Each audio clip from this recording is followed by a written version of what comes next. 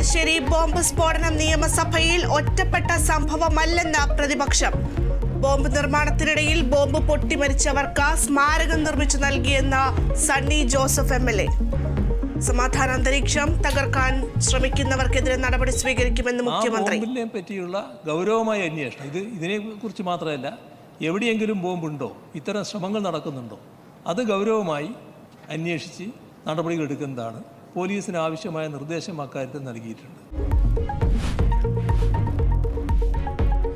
മദ്യനയത്തിൽ tourism വകുപ്പ് ഒരിടപെടലും നടത്തിയിട്ടില്ലെന്ന് മന്ത്രി മുഹമ്മദ് റിയാസ്. യോഗം വിളിച്ചത് ചീഫ് സെക്രട്ടറിയുടെ നിർദ്ദേശത്തിൽ. ചർച്ചയായത് ടൂറിസം മേഖല നേരിടുന്ന പ്രശ്നങ്ങളെന്നും മന്ത്രിയുടെ മറുപടി.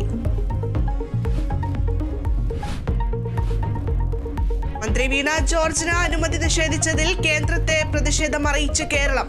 പ്രധാനമന്ത്രിക്ക് കത്തയച്ച് മുഖ്യമന്ത്രി പിണറായി വിജയൻ.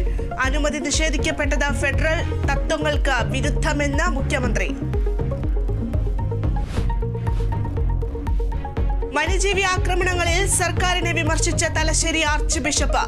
വനം മന്ത്രിയോട് പരാതിപ്പെട്ടതെല്ലാം ചെന്നെത്തിയത് ബധിരകർണങ്ങളിൽ.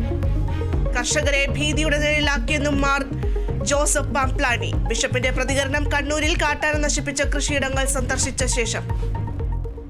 മലപ്പുറത്ത് 4 വയസ്സുകാരന്റെ മരണം ചികിത്സാ പിഴവെന്ന് പോസ്റ്റ്മോർട്ടം റിപ്പോർട്ട്. അനസ്തേഷ്യ നൽകുന്നതിലെ മാനദണ്ഡങ്ങൾ പാലിച്ചില്ല. ആമാശയത്തിൽ ദഹിക്കാതെ ഭക്ഷണമുണ്ടായിരുന്നുവെന്നും റിപ്പോർട്ടിൽ.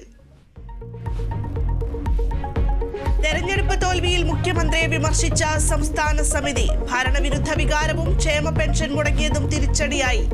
CPM സംസ്ഥാന സമിതി തുടരുന്നു.